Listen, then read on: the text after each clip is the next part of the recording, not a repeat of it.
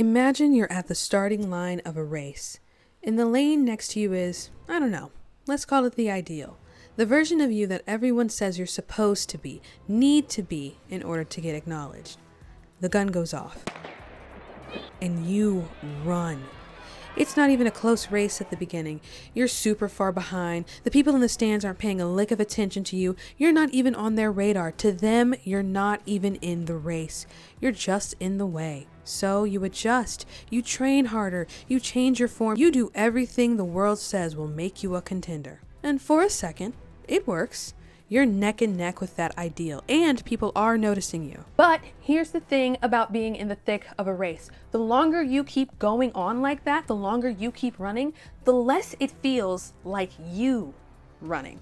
You may hit every single mark, and you may do everything right, but somehow you're still losing something. Not to mention that that finish line and that ideal keeps moving and shifting. Suddenly, you're staring at the track ahead of you, realizing that even if you win this impossible race, you won't recognize the person that crosses that finish line.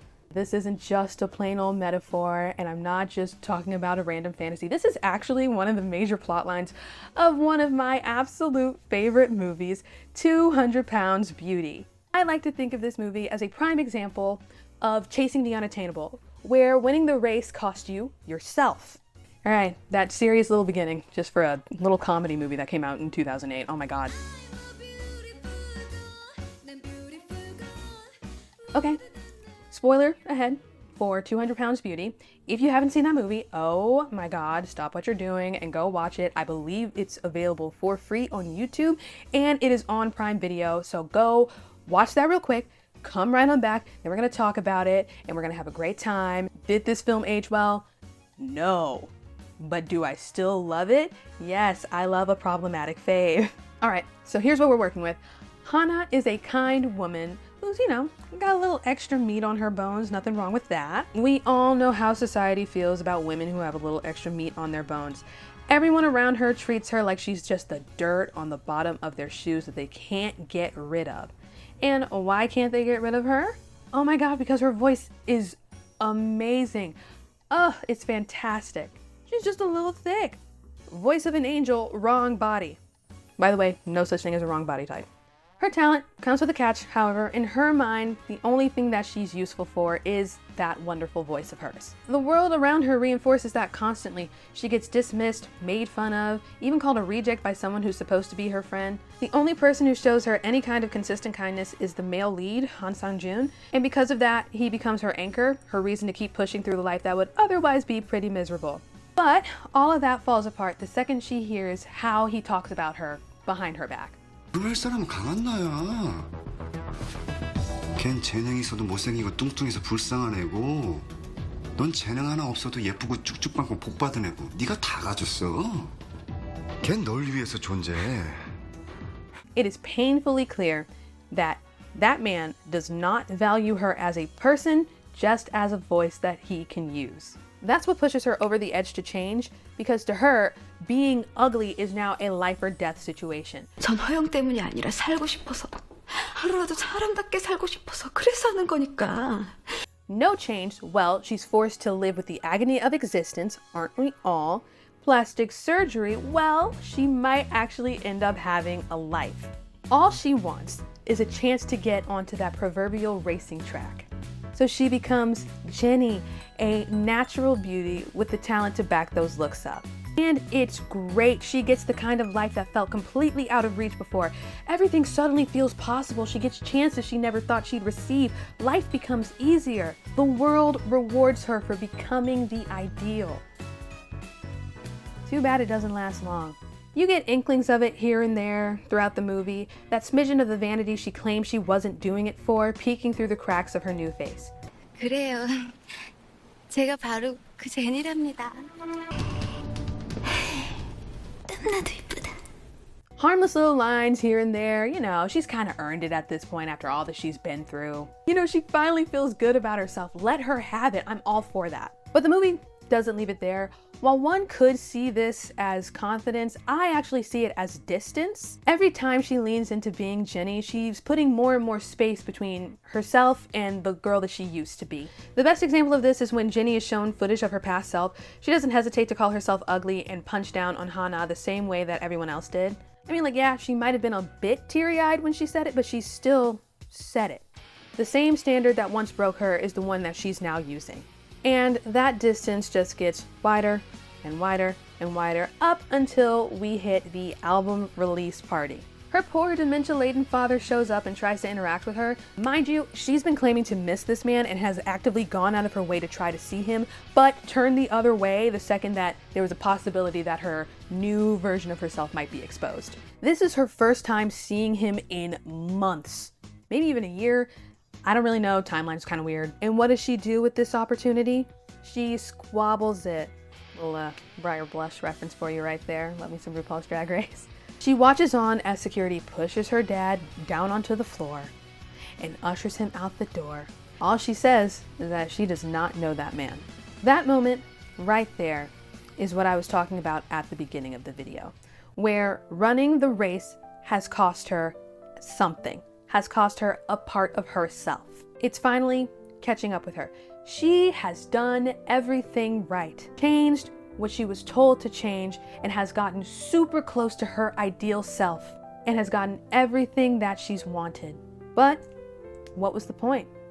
Being neck and neck with the ideal is great and everything until you look back and realize that you have lost sight of who you are. All right, we're gonna bring it back to reality for a sec. Let's take a quick step back. The societal beauty standard for women is a huge, huge spectrum, and it operates in extremes, which is something that I cannot stand, but it really, really does. You have what I like to call the pit. Yes, the pit. This is basically when you're butt ugly. I hate to phrase it like that, but that's what it is when you're butt ugly. And then on the opposite end, you have the pedestal, which is when you are absolutely stunning and amazing and beautiful. In reality, most of us operate somewhere in the messy middle, but the world constantly tries to pull us towards one of these two extremes.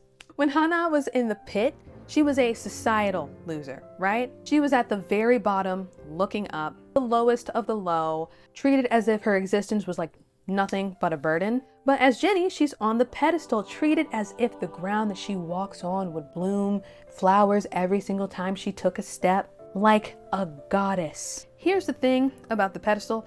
It's high up and it's narrow with only a little room for the ideal. And if you've ever met an adrenaline junkie, they'll tell you that being up high is addicting. When you're on that pedestal, you start looking down. You don't see the people in the pit as your peers. You see them as reminders of what you're afraid to become again. So you ignore them.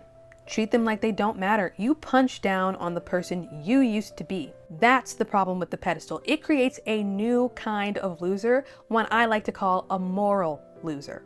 Vanity is not a bad thing. You can love looking in a mirror just fine, but once you start putting distance between yourself and others, that is exactly when it becomes an issue. Going back to our racing metaphor from the beginning, basically, you've tied with your ideal, but you've become a loser of your own humanity in that race. All of that because you've adopted the same cruelty that kept you at the starting line. That's what she's doing right now. So, if every position cost you something, what exactly are you running towards? And more importantly, why are you still running at all? 난 제니한테도 한나한테도 기회를 줬을 뿐이야. Oh no, you didn't, Han Sang-ju. No, he didn't. She knows for a fact that he never gave Hana a chance, not a proper one. All Hana was good for was her voice. He made that blatantly clear when he said that about her behind her back. And in this scene right here, all Jenny is good for is her looks. Remember what she said earlier, I'm not doing this to satisfy my vanity, I'm doing this to have a life. Well, she got what she wanted, but life is still giving her the short end of the stick. There's no winning. There's no winning. From there on, that realization poisons everything retroactively. You start looking back on scenes and start realizing that that lesson has been there the entire time. Like, look at these examples. And now look at her, sitting in her dressing room, unable to look in a mirror, unable to perform because she can't even face her own reflection, can't recognize who she's become. Not recognizing yourself sounds exciting when you think that transformation is going to change you. I will say that. It sounds horrifying when you realize that you've abandoned parts of yourself to keep a place that was never really yours to begin with, that was never going to be yours permanently. This is what I really like about the movie. It actually takes that fantasy and, that crying scene where she looks at herself in the mirror and she's like, wow, look at who I've become, and changes it to, wow, like, look who I've become. Standing on that stage, looking at her father almost being dragged away again, is where that answer is fully revealed. She sacrificed the exact parts of herself that made her Hana in the first place. Her kindness, her warmth. She realizes that being Jinny isn't worth the cost of being a moral loser. The adrenaline of that pedestal has finally worn off. She sees the race for what it is. A loop, a never-ending loop. The finish line will always move. Every lap demands another piece of you. Stay thin, stay beautiful, stay marketable, stay desirable, stay useful. Run. Run, run, run for as long as you want. Just know that you will never, ever win. There isn't a point to running a useless race. So she does the most honorable thing, and she takes herself off the track completely. 놔둬버렸어요. 지금은 진짜 제가 누군지도 모르겠어요. If the only way to win is to lose your soul, then the smartest move you can make is to forfeit. 하나도 기억이 안 나. 하나도요. 강한 나 보고 싶다. And people loved her for it. Jinny fades to the background and Hana takes center stage, the kind-hearted, talented woman who was always enough, even when the world told her that she wasn't. I don't know, I just think that ending is perfect. Because, alright, look, we all have an ideal self. I have an ideal version of myself. Mine, if I had to think about it, straighter teeth, slimmer face, no eye bags, and a job that pays me to create fun stuff at like a media company or something. But that little last bit isn't irrelevant. There is nothing wrong with wanting to evolve. I will always say that there's nothing wrong with wanting to change who you are.